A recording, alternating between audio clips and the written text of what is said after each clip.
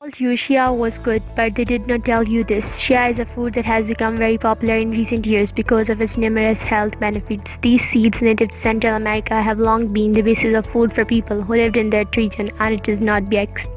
Chia has 5 times more calcium than milk, which makes it ideal for those who are lactose intolerant or for vegans. It has more antioxidants than blueberries. It is 3 times richer in iron than spinach, and it contains twice as much fiber as oats. In addition to providing a lot of energy to the body, its consumption increases muscle strength and endurance, contributes to weight loss, satisfies hunger, and lowers blood sugars. However, not everything about Chia is beneficial. It also brings some risk along with it. In today's video, we would to talk about these risks. In an article published by Dr. Rebecca Roll on the American College of Gastroenterology website, she explained that Chia has the ability to expand up to 27 times its size. For this reason, those who suffer with reflux or have problems swallowing should avoid consuming it. It is also important to be careful to eat the seed only after they expand. The growth of it inside the body causes problem in the esophagus. Blood pressure is also a health problem that should be taken into consideration by Chia lovers because the seed greatly reduces blood pressure. If you eat chia seeds regularly, make sure that your blood pressure is normal. Some medications may also interact negatively with chia, causing serious problems. Diabetics should also be on alert since chia has the ability to reduce blood sugar. Because it's high in fiber, it's very useful for those who suffer from constipation. Therefore, those who suffer from diarrhea should avoid it. After hearing these tips, don't think that chia is a bad food. It's quite the opposite.